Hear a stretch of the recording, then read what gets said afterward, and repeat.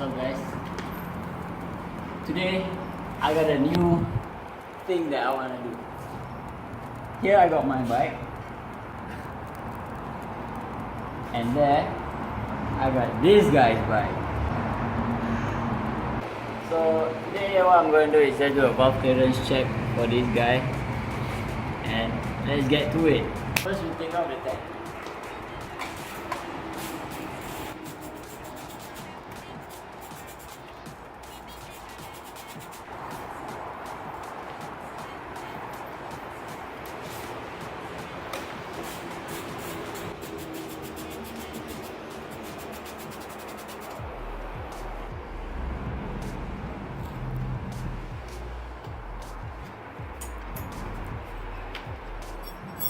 Lulus dari password videos.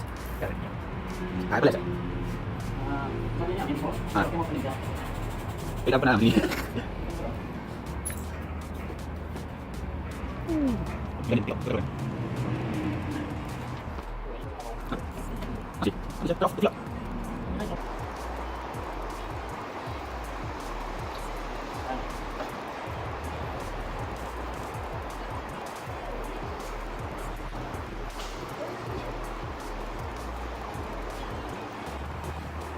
This is what we're going to take out, this magnesium valve cover.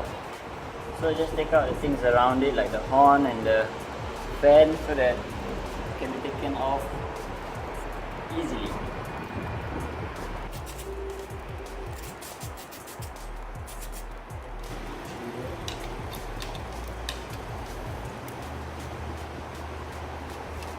This is the horn, a honkers.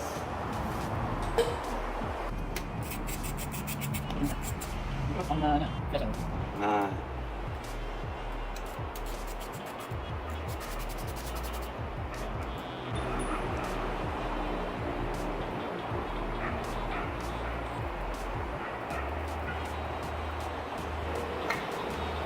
Yeah. Fine. Okay. It's clean and dandy.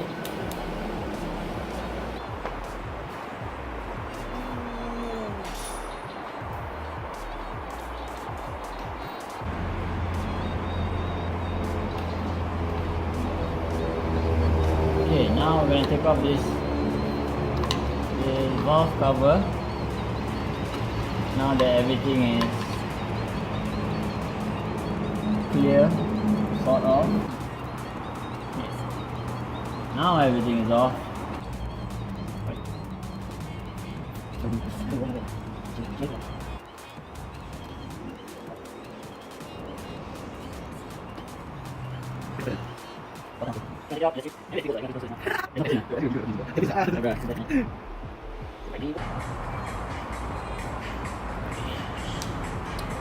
I remember to take this one out because this is your how you turn the engine while you want to do you want to get it to top dead center before you check the clearance.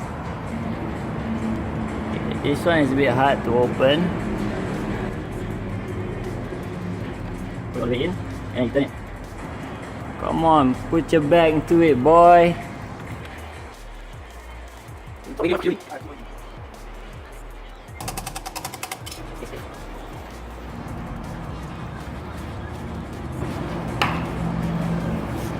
Fucking do it, mate. Okay, we'll take that out. Later, we have to take the top one out too. That shows the top dead center. Okay, let's do. What people do is they get the Zeta ones, like mine is red color. So it won't like round just like this, how this one was just now. Okay, if you take this one out, you can see there's the flywheel. Is that the flywheel? I know that's the clutch. Yeah, that's the clutch. Sorry. Yeah, that's the clutch. So I don't know what the fuck that is. I'm sorry. So once it's at top dead center, there will be a line and a letter T. So let's start opening the valve.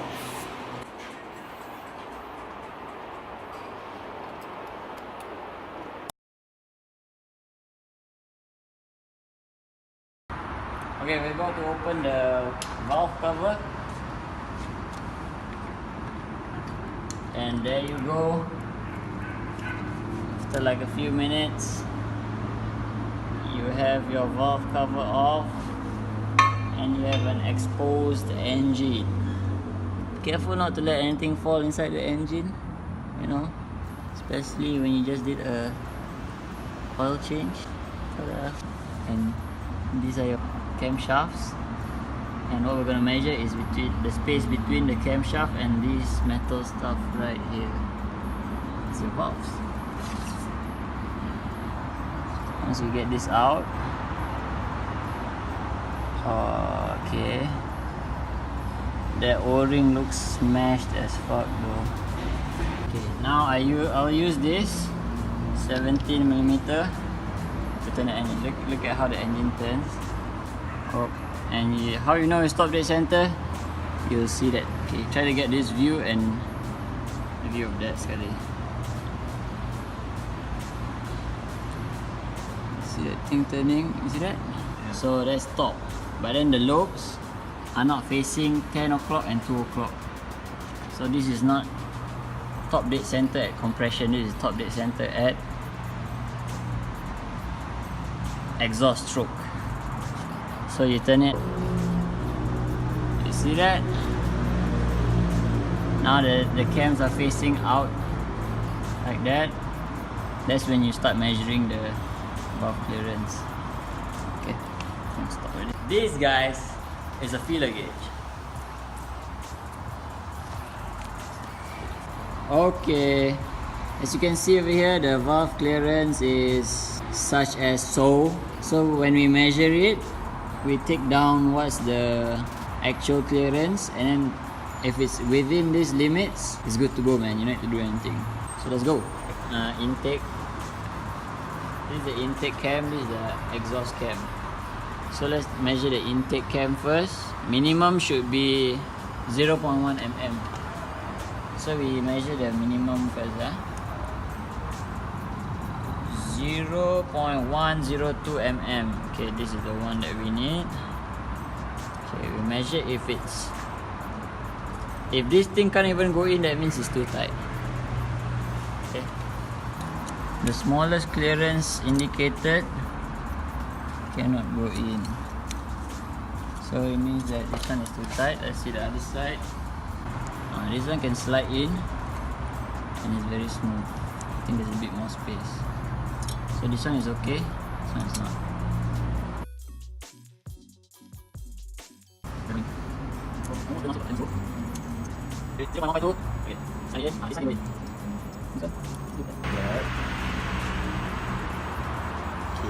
Good. So hold on, let me off my flashlight. All in all, we check the intake and exhaust. There's 4.